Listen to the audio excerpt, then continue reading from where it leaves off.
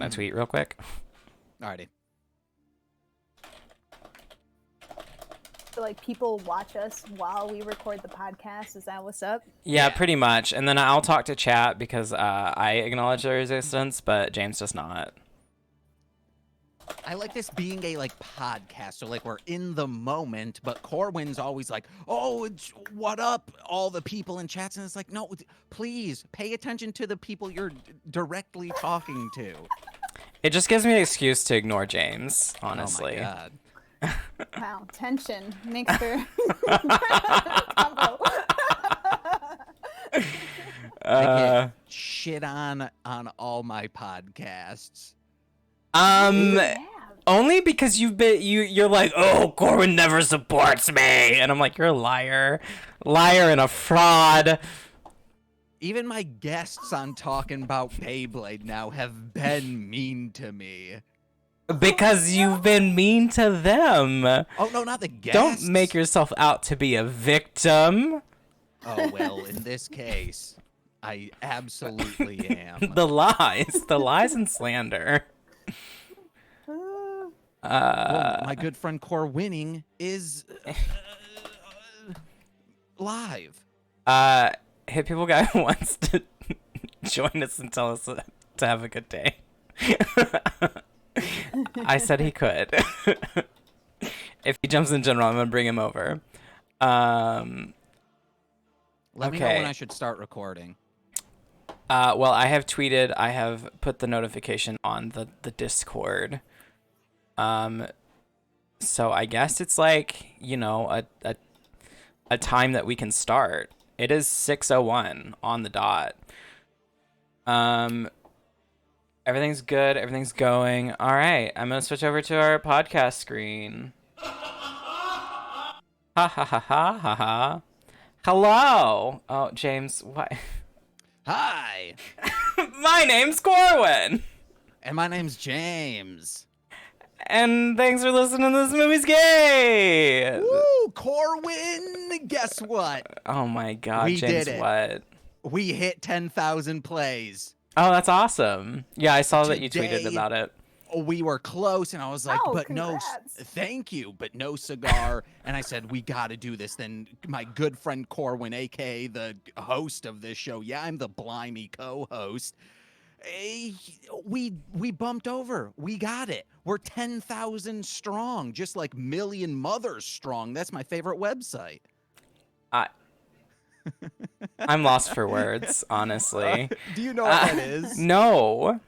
Oh, they're just like a really a hardcore conservative Christian mothers group who are like, these shows need to get canceled because they are anti-family. Oh my God. And it's like, go to their website because you'll find great shows to watch.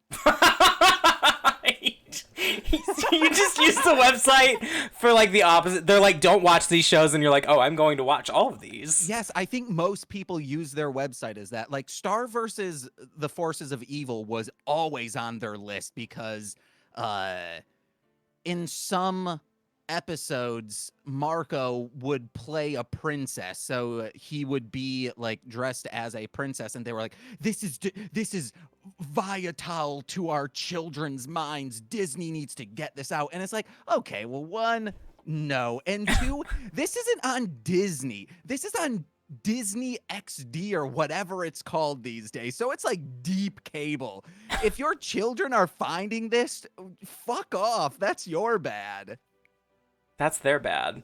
And it's not even a bad show. It's a fantastic show. Everyone should watch it, as Million Moms tells us to. Oh my God. Today we're joined by a wonderful special guest who you, if you're watching the channel, you can see right here, Gaby, who is a friend of Ryan's, who has been on the podcast a couple of times now. And Gaby reached out and was like, hey, do you need guests? And I was like, yes, absolutely.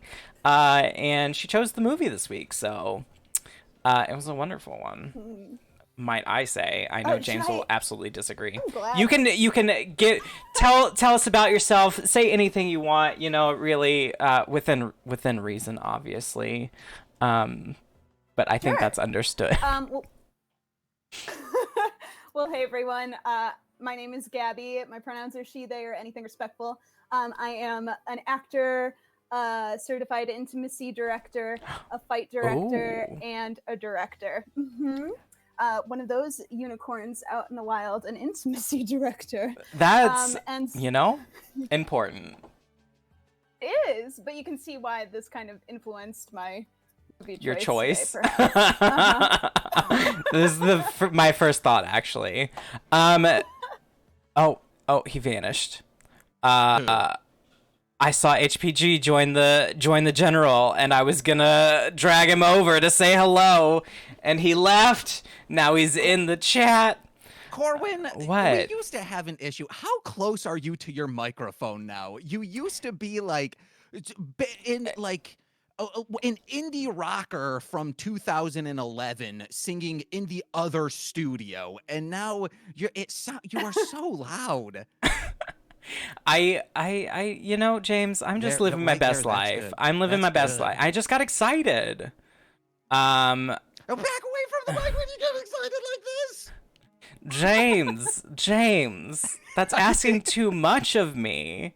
Nicole might be getting mad at me. I don't know. Nicole's like, James, what are you talking about? You're always on your mic. I don't know. You're actually, Yeah, but I know you're the mic editor. control.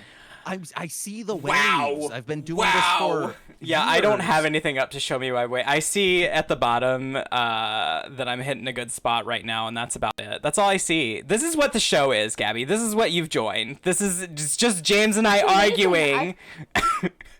I thought we were going to talk about movies, but distance from Mike also. That's Is it an episode of a podcast with James if there's not something brought up about mic or sound the whole time? Yeah. It's not. Unless he has no guest or no person with him. Oh no, I'll still be talking about mics and shit. I'll also still be talking about you guys and your mic control. I'll be like, this shit is so easy to edit because yeah, when I get whispery, I'm gonna like use a stage whisper instead of just talking like this. This is bad technique. No, you need to be like this. But if I'm gonna scream in a closet because that's generally where I record alone, I'm gonna be back here. Well, James, What up? I'm mixing my own sound. I'm doing it myself. I'm doing the best I can. I'm an actor. I'm an actor. I'm the acting. I'm not doing the sound mixing. You gotta do it all. Hey, people guys said when James does the lean back and flail, he looks very much like a cross between Kermit and Animal. Hell, So- dude, that is one of the highest compliments I've ever gotten. Thank you. James's color palette today, definitely on the animal side, I would say, with these reds and oranges. He told one of his other co-hosts and I on this podcast that if he went to a holiday party, he would wear that. He would dress up really well, and that's the jacket that he would wear. Okay, no. This is not the specific jacket. It's not I the would wear, specific outfit, but it is one of the but jackets. it works well. It's nautical themed. It's got lighthouses on that. All the people who are listening are like, we have heard this for the past 3 weeks, James. Keep wearing the same outfit and saying hello. I'm wearing my Satanic the Soulless shirt that I got in 10th grade, which is now 13 years ago. Oh my God, James. The point is, it's the same jacket. It's been the same jacket every time. I mean, again, It's it's cold. on theme with the movie today, so. Yeah. Oh, it is We're on all theme with you seaside, so- are correct. And James, before we get into the movie, was there any any of those things to yell at me that you normally do? James now in 23rd grade. I would like to say, based on last episode, it was oranges they were throwing at that naked man, not tomatoes. It was. I will acknowledge it was oranges. I was wrong. There we go. And then I feel vindicated on, it's or not forks, like eating with your hands is a Western style thing because on John Oliver this week they were talking about, it was a quick fork fact about how like forks were like an Eastern thing. And then when the West would ridicule people, they'd be like, our hands are our forks. God gave us this. And I'm glad that if God gave people hands for fork, well, that means His Majesty, the unholy Lucifer, gave us forks. And that's why I'm vindicated again. And I'm assured that I am on the right path, which is the left-hand path. And praise be to Lucifer Jesus. that he gave us forks. Yeah, I mean, I'm so sorry. Well, James is listen. very passionate about not touching your food.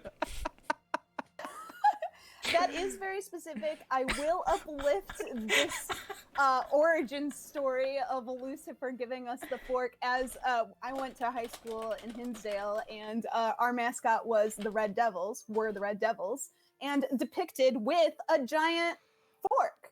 Oh Like, my I God. mean, it was a pitchfork, but it's iconic. Connected Yeah. to Lucifer himself, yes. Hell yes. Of course he gave us forks. He gave us the pitchfork to pick up like big meats with, even though it's, like, I guess that's like vegetarian stuff because, you're picking up hay, and I guess you could pick anything up with a pitchfork. You got a couple bowls of ice cream, put it in the middle of the tines of the pitchfork. I And then you can slide it to people like it's a pizza oven to them. Yeah. Hell yeah. That was too much. My mic went, or my camera was like, no, we're going to blur all this. Everything's going to be blurry now. I think that's all from my week, really. My week, I dyed my hair silver. So that's Ooh. what's going on right now. My light is a little yellow looking though, so it looks kind of blonde, but it's silver. Yeah, I do need to acknowledge that I was wrong with the oranges. I thought they were tomatoes. It's okay. I can admit that. I was gonna say something else to you, James, but I don't remember what it was. So, oh well, doesn't matter. Haha. Was it about how happy you are that we're at 10,000 views? Was but that we I'm need another so- 10,000 starting next week. I'm so excited that we hit 10,000 listens. That's incredible. It's a wonderful journey we've had. Gabby, how was your week? Putting you on the spot. Yeah, well, let's see. I'm trying to think how my week was. It was annoying because my ceiling sprung a leak like 2 or 3 weeks ago, and they did not finish it until this past week. But the first day they were supposed to show up, I woke up because they were supposed to be there at 8 a.m. They didn't show up. Then the next day I woke up really early because they were like, well, we didn't come yesterday, so we'll come today at 8 a.m. They didn't show up. And finally, the third day, after emailing my landlord being like, hey, I can't move all of my living room furniture again. They need to show up. Finally, it got fixed and done. Thank goodness. But now my ceiling is 2 different colors because the paints don't match, and I don't want them to paint my entire ceiling. Wow, what a boring quarantine. It's not. activity. As soon as she started talking about leaking ceiling, I'm pretty sure James has like a song about that. I do. Our ceiling has leaked now. We've been in this apartment almost 5 years. It has leaked for almost 5 years. It caved in once. And it's not like they don't show up. They show up and they in air quotes, fix it. But it keeps leaking. No matter what they do, no matter how much new roofing they put down, it keeps leaking. And yeah, when it caved in because they kept neglecting it and not really fixing it, I made a diss song to them, and the main person of the highest up you can talk to at this company called me and was like, hey, I'm such and such, I want to get this fixed because now it's not just an issue for you, it's an issue for us. We're just shoveling money at this issue and nothing's happening. Also, really want to give you props on this diss song. It was funny. You could have just been cursing at us. You didn't do that. It was very wholesome, but also angry. I was like, yes, that's the image I try to portray. Wholesome and pissed. Wholesome and pissed. Anwell said she loves the things you're passionate about. Of wholesome for a leaking ceiling. Oh no. Wait, We've say that gotten again? Robot Gabby for a second. Are you here? Hello? Robot still?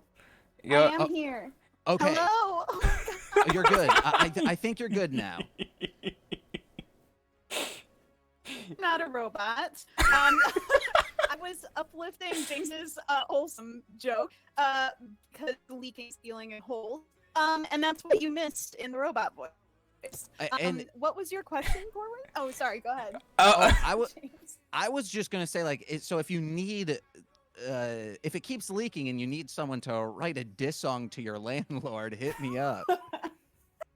We'll see. I've been able to like use persistent kindness in order to get the problem solved. So yeah, but I'm glad to know you now. Now I have I have that resource. You have that resource to use. I would just say, Anwell said that she loves the things James is passionate about, and I'm like, we've hit, what, 2 of them so far? Yeah. 3 of them. We've hit Mike. He's passionate about sound, like getting the sound done right. He's passionate about how much his co-hosts bully him, and he's passionate about the ceiling that is leaky in his apartment. I thought the 3 things you were gonna say is mic technique, eating with silverware. Oh and yeah, Satan. eating with silverware. There we go. Eating with silverware. Forgot about that one. I would say you're passionate about Satan, but you know, James, I haven't really seen the passion. You've been far more passionate about eating with silverware than Satan. So. Well, Satan gave us the fork, so technically. And your jacket. You're very passionate about your nautical themed jacket. No, you guys keep and bringing talking- it up. I just wore it once and took a very handsome selfie. And then you wore it the last podcast, and you wore it, I think. Yeah. Was the podcast before that was TC? Yeah. So you wore it last podcast, and you wore it this podcast. So, like, you know. Yeah, this is my streamer jacket now. It's James has a look now. I've got my crown. James has a nautical jacket. We love it. But about your nautical themed jacket, this week's movie was very on the beach, shell themed. Ammonite was the name of the movie, and with all of our guests, we have them do a quick synopsis of the movie. So Gaby, throwing that on you. We don't warn the guests. We just tell them, hello, give us a quick synopsis. Thank you. Yeah, so this is kind of a queering of history, of little known history, I suppose, because we don't actually know this person's love life, or we don't have quote unquote proof of it. But this is a movie about Mary Anning, who is one of the first female paleontologists. She found an ichthyosaur complete skeleton, when she was 12 years old. Like, Damn. yeah, like she's so cool. I've nerded out about her since I was in middle school and found out about her. But so when this movie came out, I was like, oh, holy shit, gotta see it. So Mary Anning takes in Charlotte Murchison, who is the melancholic wife of another geologist, and kind of nurses her back to happiness.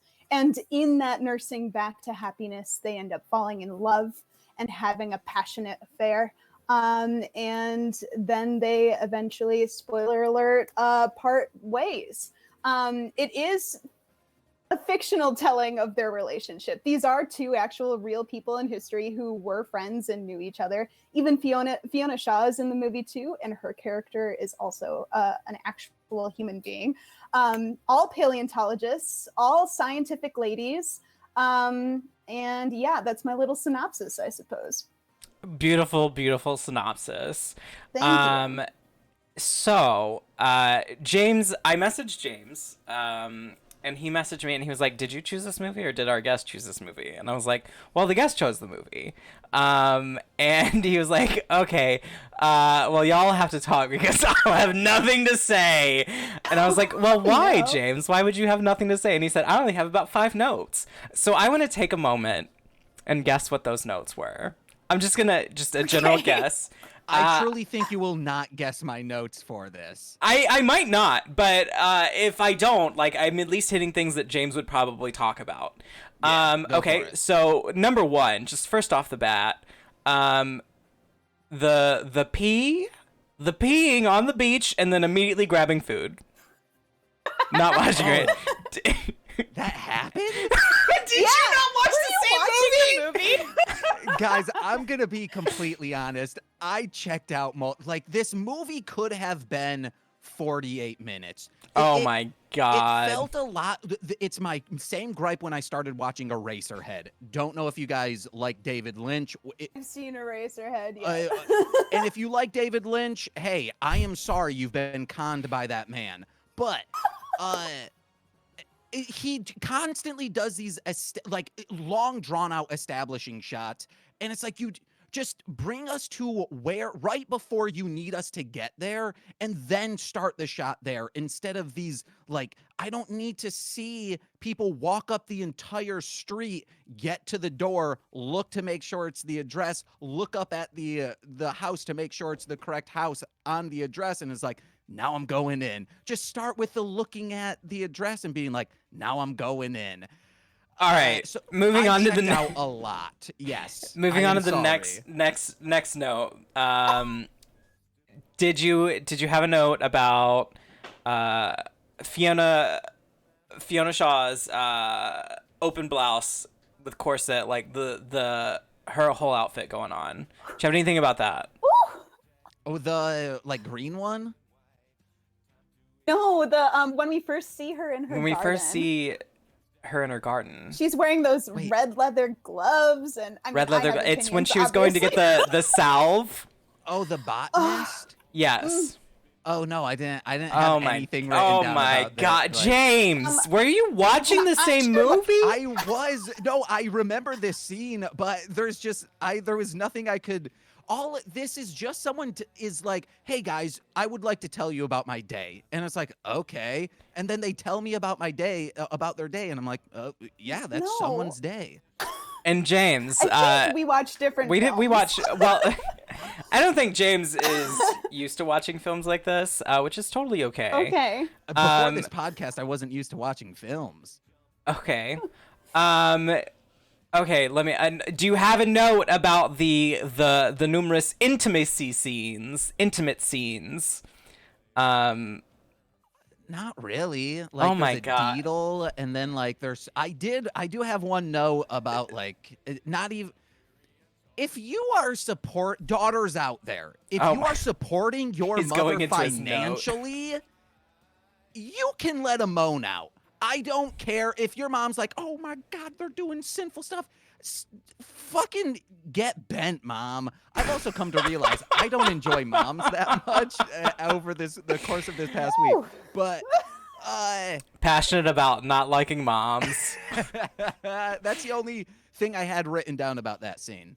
Okay. Did you have anything about Charlotte going into the water?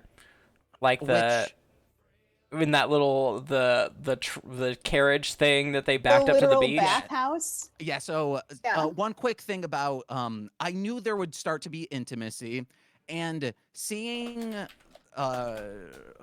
what's Kate Winslet, is that her name? Yes. Yes, that is her name. Seeing Kate Winslet like doing like paleontologist stuff back at home, I'm like, god damn, if she does not wash her hands and really scrape the dirt out of those nails, it's just going to be constant bacterial infections. I am sorry. Like, she needs to clean those hands. Yeah, she just kept wiping them on her her skirt. One of my first notes was how people are like, oh, I wish I lived in Victorian times. No, you don't. You would have been miserable. It would have fucking sucked. The chances you would have been not even the 1%, the less of the 1% that owned all of the wealth is so slim. I could look at my like, everyone should look at their family tree and their lineage and see, like, was I ever wealthy? Well, guess what? If you're not wealthy right now, you probably were never. unless I guess like the stock market crash that brought on the Great Depression, that could have shifted some people's financial standings as family lineage. But my case in point there, people quit thinking the Victorian time is fine. No time is fine. It all sucks. Okay, well, I can't believe I failed at guessing James's notes, but the only reason I failed is because he checked out of the movie and stopped watching it. I did have one thing about the dunking, which was hey, are you out there sick? Do you got the chills? Do you maybe have the cold sweats? Well, how about instead of being focused on the cold sweats, just be focused on cold-ass water. Get dunked in the ocean during the winter time. Why?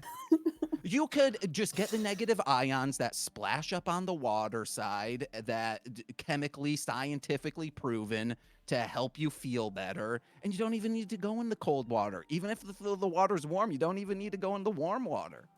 I don't know what you're saying right now, James, but that's okay. I mean, just a gentle reminder that medicine at that time, every ailment that a woman could express was, oh, she's hysterical, and all of the treatment for the hysteria was torture. So they literally just tortured her in order to quote unquote make her feel better. But that's not how it works. It's not how it works. She just wanted to get laid. That's what the story's about. She really did. Her husband would not give her orgasms, okay? Like, she didn't go seeking out orgasms with Kate Winslet, but boy, howdy, am I glad she got some so that she could feel better. My God. She saw really that did. she saw that man's just like healthy hog and was disgusted by it. She's no, like, that's not thank what you. it is. She leaned over to cuddle with him, and he was like, "No making babies tonight," and she was like, "Well, fuck." It was him rejecting her. Like, this character definitely is at least bisexual. Like, not, like... Okay. She's not rejecting her husband in any way, shape, or form. James, how did you take it? When he stripped naked, she looked at him and kind of was like, oh no, I don't want this. Like, not in like a straight up disgusted way of just like, she turned away. Maybe it's because like he was dressing, and even if you've been in a relationship for she was just trying to be respectful. And they're dressing. You don't watch them dress. You say, "Uh-oh, cover my eyes," and then your spouse says, "Hey, you're making this weird now." But the immediate shot afterwards, this is why these long shots matter, or these editorial shots matter, is because the next shot right after she does a gentle look away is a hyper focus on his very attractive arm. Like, there was like something about the thing about this movie that I want to bring up too is that it's a very tactile movie. Like, all of the shots tend to be about the story of hands, and I felt watching it, I could feel every single texture in this movie. And that helped me like see their personal perspectives and also really like in the sensation of being there, if that makes any sense. It makes a lot of sense. And overall, like, my feelings for this movie, I'm not a huge person with period pieces and things, but I love this movie. There's not a lot of dialogue in it. It's all just beautifully shot and beautifully done, and it's like you said, it is focusing on different long shots and tactile shots to tell the story. And that's like what you've got to check in to see. And that was like a stark difference between this movie and like The Favorite, and that's why I didn't really like The Favorite that much. Right. But this one I'm like, ooh, okay, hello. Wait, what's The Favorite? The one we watched last time, James. Oh, yeah, okay. I was like, The Perfection? That wasn't called The Favorite? What are you talking about? I thought you blocked liked it out. The Perfection. But yeah, like a lot of those shots like told the story, and it was very it was very peaceful in a way for me too. Like, there was like obviously some like shit going down with the mom and like the stress and all that, but like these long shots of the beach and all that stuff, it had sort of a romance to it that helped boost that that temporary fling romance that that our two leads had. So conditioned as of late. Like when I want to longingly look at Nicole, she says, "Hey, quit doing that. You're being weird." So maybe that's why I'm roasting Nicole so hard. But I mean, it's all true. It's not roast. It's razzing if it's true. Oh my Um, God. and she's probably also, I know that she's probably working on Photoshop, so she doesn't want to move all of the stuff off from her lap to come in and accost me, so I can just keep going at it. Uh, what? Okay, so I was like, well, what's her name? Saoirse, Saoirse Ronan. I was like, who is this? Well, looking at her, and Ladybird. well, I was like, oh, the Lovely Bones, and I don't think I've ever told this story on a podcast, and it is like a pivotal story. An ex of mine, she's like, let's go watch this movie. It looks so good. I think she had read the book, and we go and watch it. Everything seems great. Like it's a beautifully shot movie. It's a very depressing movie, and then we walk out. It was opening night. We're with two friends, and this ex of mine goes like to the other side of the like hallway in this theater and just starts like manically crying. And I'm like, "Hey, are you okay?" And she's like, "I never want to see that movie again. I never." And I was like, "Oh my, did this bring up some trauma? I don't know, because I was like 18 and didn't know that I should ask like, hey, when I say like, is everything okay? Like, please talk to me about this." So now I don't ever want to watch The Lovely Bones again in fear that maybe it'll bring up some trauma in me. Maybe. I mean, I'm very sorry that your ex experienced that, but I could see why that movie would trigger Yeah. such a reaction. I mean, it is, It's for those of you who aren't familiar with The Lovely Bones, it's about sexual assault and a serial rapist and murderer of children. So it makes sense that you wouldn't have a happy reaction to that. Yeah, Um, and more like the suit. I think the saddest thing in that movie is like him put spoiler alerts for a movie and book that came out in the last decade, the previous decade. When he's like pushing he has all their like body parts in these suitcases. He pushes them into a sinkhole, so that means like these will probably never be found, and it's just so fucked. I'm very surprised you went from our nice movie to like this very traumatic thing, James. Well, Wow. it's this Saoirse Ronan, which if you look up how to pronounce her name, you will find a supercut of every single talk show host that she has ever interviewed with, asking her like, "Oh, it's spelled so weird. How do you say it? Do other people ever get it right?" And in the beginning, it's cuts to be like, "Hey, this is when she was young," and as you can like see her face, just her eyes become more dead and inside as these interviews are super cut, and I'm like, wow, that now it's even. I hope she's okay. Amazing. I think she's doing great. I mean, she just did a movie with Kate Winslet. I feel like I have done a movie with Kate Winslet, but I was an extra, but we were in one scene together. That is a gift that you will ride for forever. Yeah, I was in Divergent. So very Kate, very pregnant Kate Winslet was. I was in a scene with her, so that was fun. But yeah, so let's go back to that movie then. Yeah. The movie that we're talking about the seashells and the fossils. Fossils.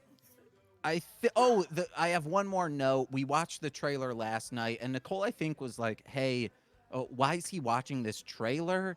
And because I wasn't like, "Oh, this is the movie we're," and she's like, "Oh," after it got done, she's like, "Oh, I want to watch that." And I said, after me watching it, my reaction was like, "Hey, would you want to take my place as the guest tomorrow night?" And she's like, "I can't. I gotta work."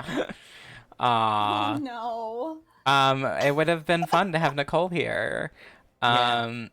I mean, James, you should have checked in the movie. It was such a good movie. You need to rewatch it with Nicole. I think Nicole came home and I said, "Oh boy," and she's like, "Oh, is the movie super boring?" And I was like, "Yeah," and she's like, "Yeah, I could see that." Oh my god.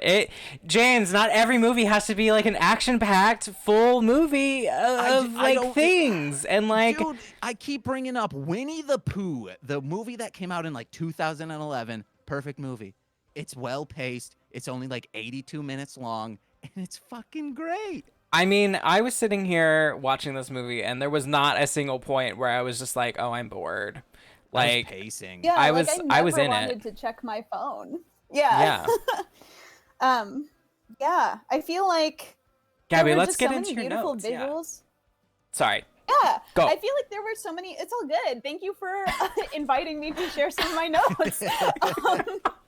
I thought it was gorgeous. I mean, the first thing that we experience as an audience member is a dark screen and like this dripping, wet sounds with like heavy breathing, and it just feels like really primordial. Like it's already like bringing us into a sensuality and an ancientness that I think is really true of the Mary Anning that they portray throughout this film. And, you know, it starts off after that point in the British Museum, which I have seen the fossils that Mary Anning found. They're now in the British Museum of Natural History.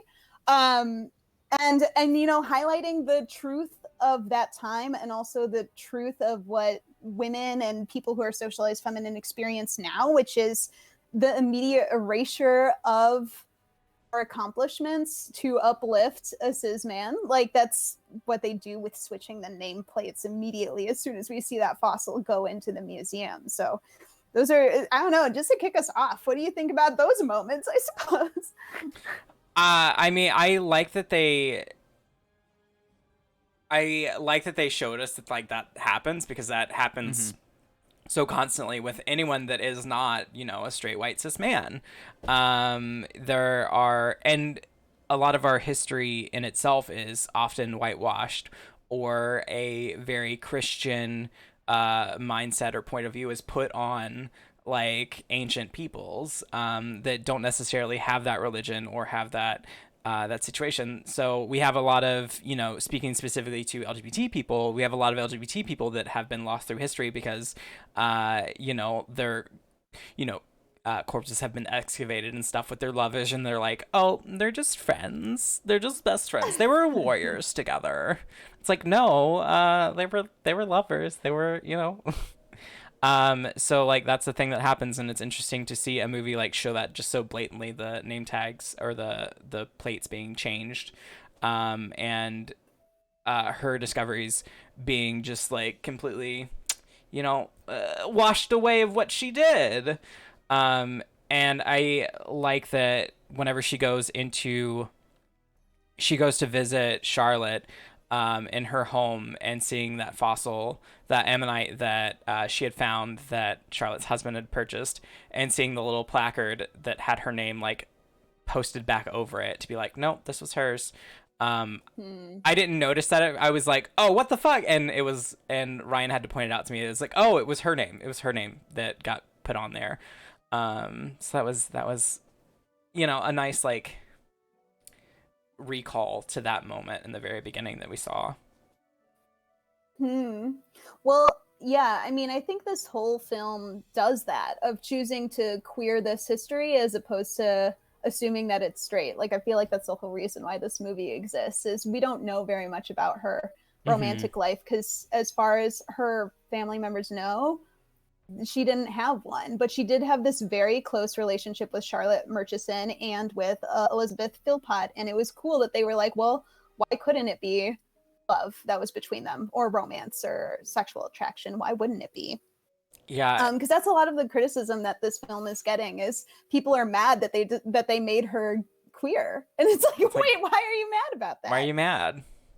Yeah, that I saw the director was saying just what you said, like that. Why can't she be? Why do we have to heterosexualize her? And like, we don't know. And I also saw like some of her living relatives, like I think out of the two, one was like, yeah, it could be, and then one was like, absolutely not. I don't know what my great-great-grandmother did. I don't know. She could be. I don't know. if in, let's say, 200 years someone were to write a movie about you, and it's up to like an interpretation. I'm not going to say fictional or anything, like it's, hey, this was a real person and let's do our own kind of twist, or I don't know the word I'm trying to say, like our own, you guys know what this movie is. Yeah. So how would you, what would be a cool interpretation Of me? Yeah. I don't know. They better make me gay. They better make me gay. If they're like, this man is straight, I'd be like, my spirit will rise from the grave and end you all. That would be it. I don't know. I feel like maybe the interpretation of my life, someone would be like, oh yeah, she totally killed a guy, just because I'm really good at decimating people on like internet fights. We love that. We love that. Yeah, no, I haven't murdered anyone in actuality. I just need to say disclaimer. Gaby has not murdered anyone. Everyone needs to know Gaby has not actually murdered anyone. No, I'm just good at choreographing fake ones. That's for sure. That makes me think, like, when Ted Cruz dies, will people make like their own historical interpretation of Ted Cruz as the Zodiac killer? Yes. Like a movie, like, oh yes, this is, like Abraham Lincoln was a vampire slayer. Well, Ted Cruz friggin' murdered a bunch of people. Yes. I think we're doing that now. Like, so it looks likely. Yes. Like, I don't think anyone right now could without litigation, make a movie where he's like takes off like a ski mask and it's like a young, maybe chiseled Ted Cruz, probably not chiseled, not at all. He was wasn't he like 6 years old during the murders? Like, that's the thing, is that he wasn't born at the right time now. Oh, it's like saying John Mulaney killed Princess Diana. He was not. God, yes. He wasn't there. There was no way he could have done it. But that's one of his jokes. Cool if he did. Yeah, no. What if? That's what this is a giant what if. Oh my god. Yeah, Marvel's What If. It's really in the news right now, Corwin. Coming to Disney Plus sometime this year. No. Cultural conversation. This is what is necessary right now in this day and age. What if Ted Cruz was a Zodiac killer? What if? What if Gaby was an actual murderer? And what if Mary Anning was a lesbian? What if she was a lesbian? And Well said, sure, people who don't kill people always talk about how they never killed anyone. They never killed anyone. Never. That's, yeah. Thanks, OJ.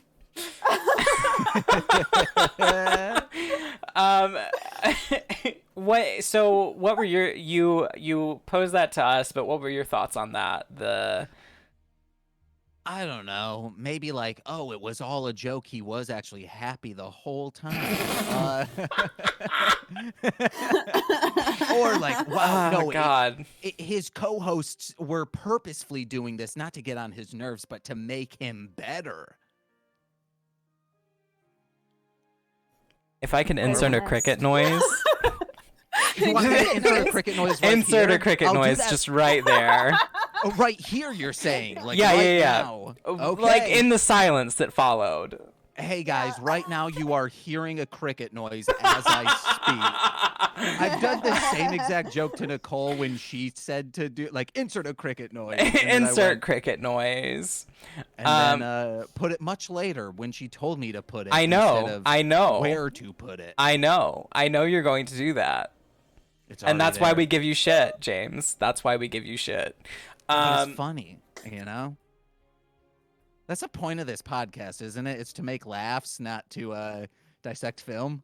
No, this movie is gay. It's to go, Corin. It's to introduce people to queer film that have not necessarily seen queer film. So there's a wide variety of queer film, and this shows one that we have not seen very often on this podcast, because a lot of the ones we watch are the zany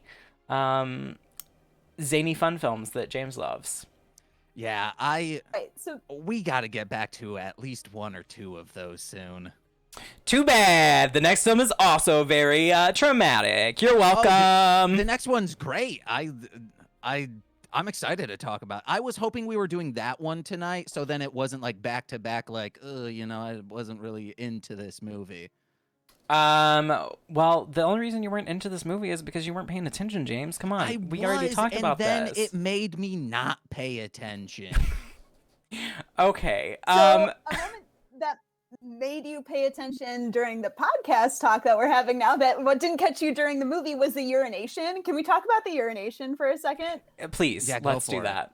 Yeah, so okay, so talking about the way that queer women are represented, just like the fact that we had a urination scene that is just like a woman squatting and peeing on rocks. And then, yes, it's gross that she handles food immediately afterwards. However, I just want to highlight that, like, her earthiness did not deteriorate her sexiness during the moments of intimacy or connection between those characters.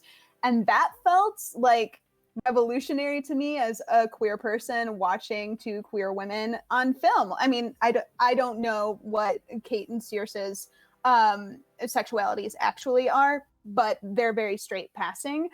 So these characters is specifically what I'm referring to. So I appreciated the earthiness and the grossness of the film, like the digging through the dirt in order to get these rocks out. Like, it was just, again, so tactile.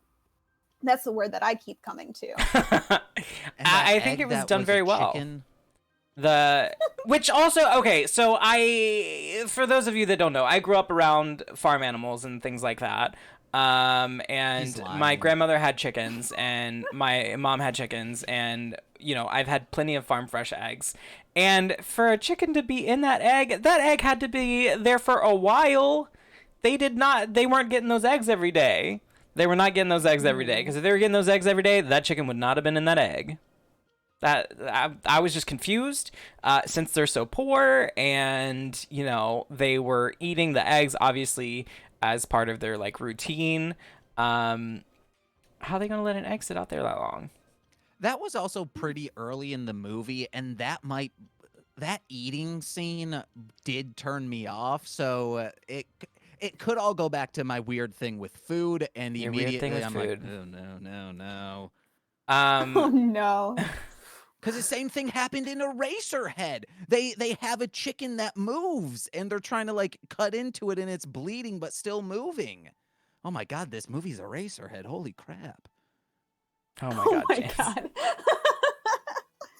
This, I think the director did a really good job with that, like with establishing those characters, especially without the dialogue.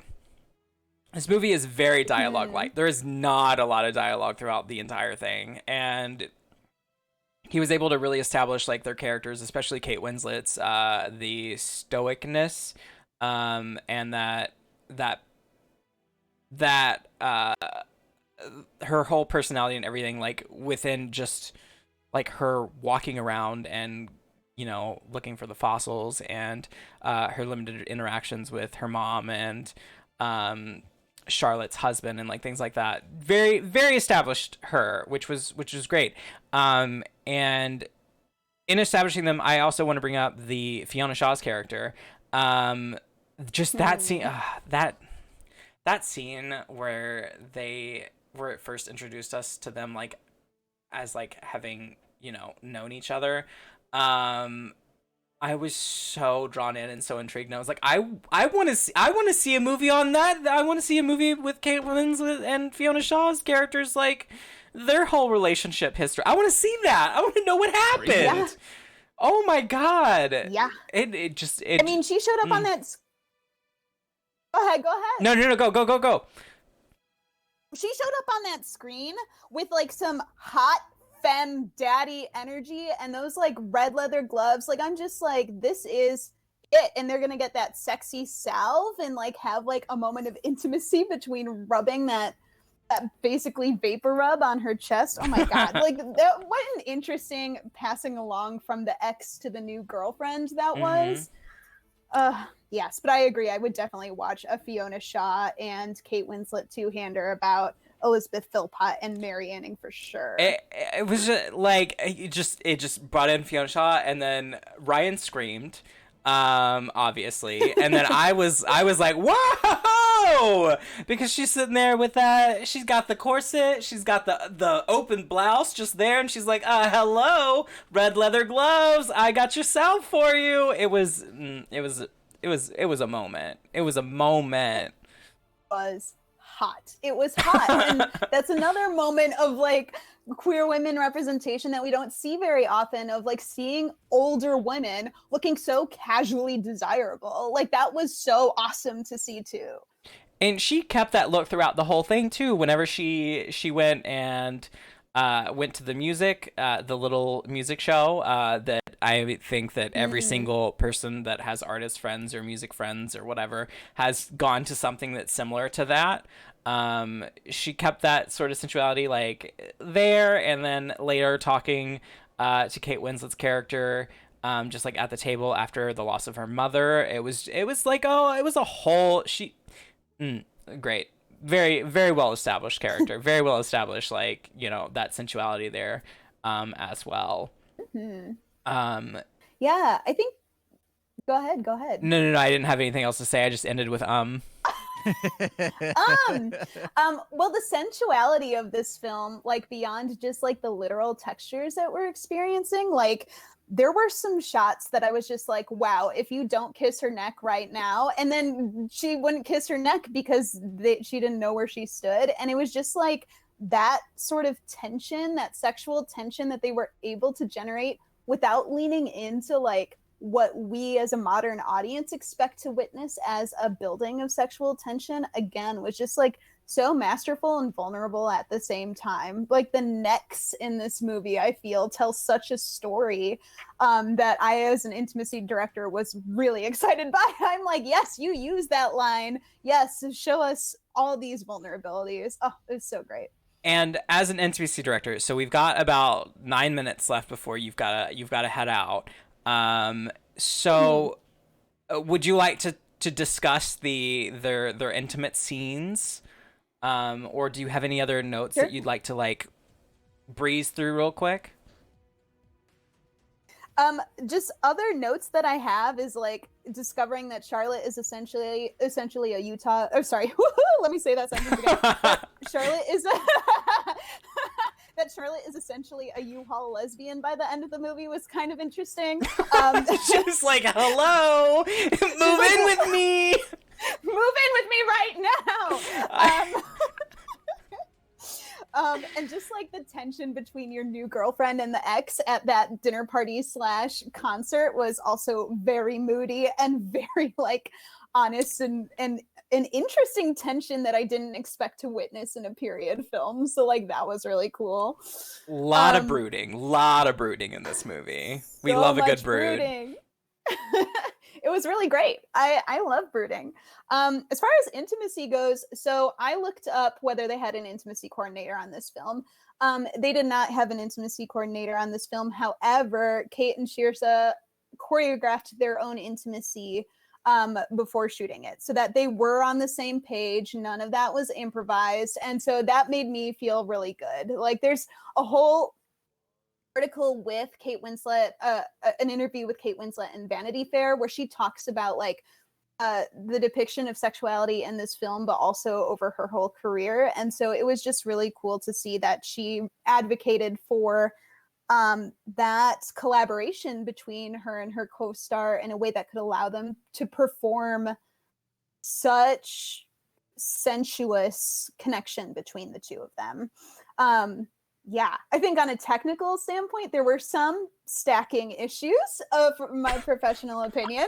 But overall, like, I thought it was really hot. I never felt worried for them as people. And yes, you should wash your hands before you try to stimulate someone who has a vulva. Please wash your hands, even if they are self-cleaning. do take care of your partner. Please wash your hands.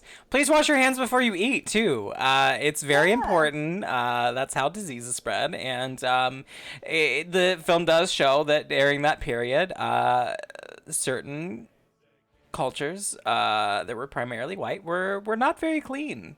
Not very clean. So yeah, the romanticizing of that time period, let's throw that out. Um, wash your hands, please. For the love of God, wash your hands. In all things. Did you have any other notes, Gabby? Cute tidbit is that the legend is that She Sells Seashells by the Seashore is about Mary Anning. So I kept on thinking that throughout the film whenever she was selling seashells or fossils. Literally every single time it showed her like sitting at the table at the shop, I was like, she sells seashells by the seashore. And that's her. That's the woman this is about.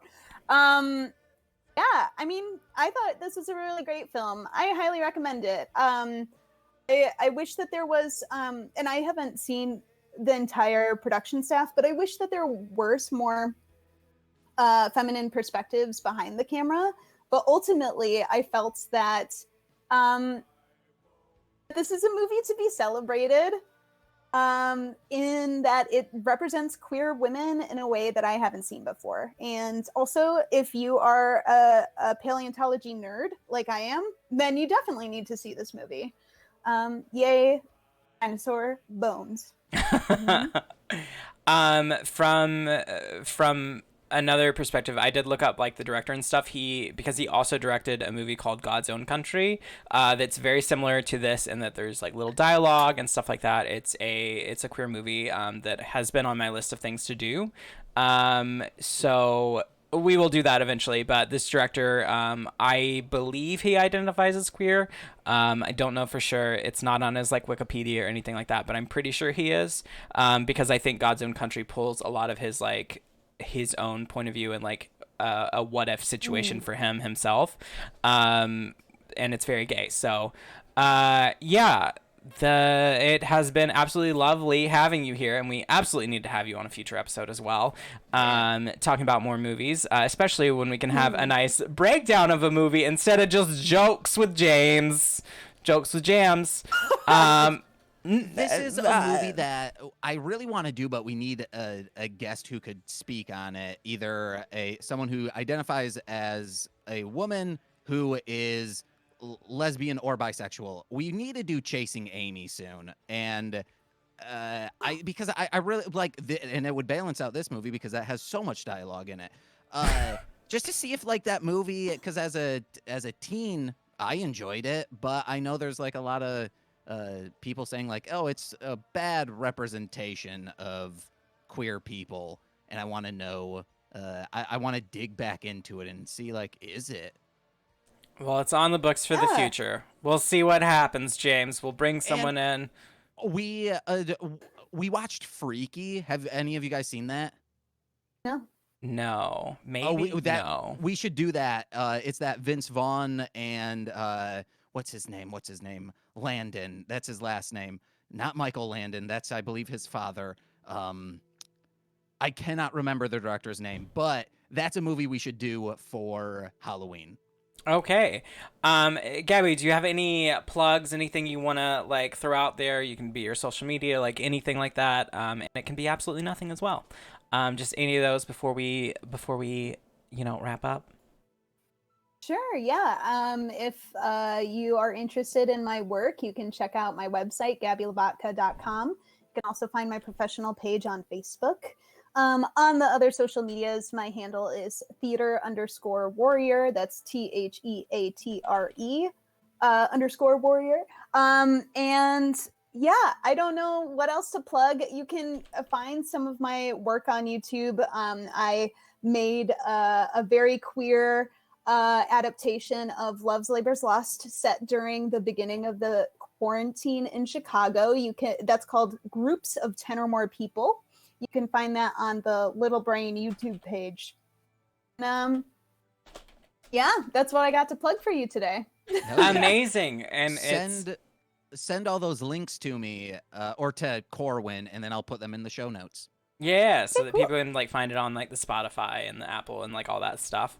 But yeah, it's been absolutely lovely having you here and hearing your yeah. perspective and everything. Thank you so much for choosing the movie. I absolutely loved it. Would 100% recommend. James? Your guys' perspective has made me enjoy the movie more. So if you're into this stuff, guys, check it out. Maybe I wasn't, maybe I was antsy today. I don't know. Well, there you go. That's a glowing recommendation from James. My plugs per usual. Follow me here on Twitch if you're here, or if you're listening to the podcast, follow me on Twitch at Core Winning, Instagram, Twitter, all of those things at Core Winning. It's just my social media everywhere. Core Winning. You know what more can I do? Or follow us here or on Instagram at This Movie's Gay. And also check out my theater company, Saltbox Theater Collective. They are doing things, so please check them out. And all the socials have always been in our podcast stuff. So, like, just find an episode. Go check them out. And that's it. James, on Just to two you. things. Anyone who's watching on Twitch right now or in a VOD, we have like 60 some episodes pre-pandemic that we are just available in podcasting form wherever podcasts are found. Just search This Movie's Gay or go to mlmpod.com and go over to our Patreon. That's patreon.com/mlmpod, where we do a bunch of exclusive podcasts, such as Engage with Nicolas Cage. That's Nicole and I. We're watching all the Nicolas Cage movies. Talking about Beyblade, that's where I'm talking about Beyblade. The Toku Reading Corner, Nicole is reading tokusatsu fan fiction, and the podcast that's TC and I. We are talking about the TV show Angel. If you want to hear two people talk about a show they absolutely hate, listen to that show, but we make it funny. Angel, 2 thumbs down. Oh, my God. Well, thanks for having me, friends. Thanks for being here, Gaby. And I've been Corwin. Oh, I got to give a quick shout out to the Give it a $10 quick- patrons. We have Steve F, Steve Eric F. Berry of Ranger Command Power Hour, Alex Z, Orion, Kayla, 2 Grapes, Duo Grun Fox, that's 2 Fox for the price of Grun, Tyler Wright, and Elliot W at Garlic Sunshine on Instagram. Yes, we love those wonderful patrons. Thank you so much. Thank you, everyone, for being here. I've been Corwin. I've been James. I've been Gabby. Bye. Bye. I am gonna stop the stream for a second. I will be back in a couple minutes. We're gonna be streaming a video game for a bit. Thank you all for being here. Love you. Be back soon.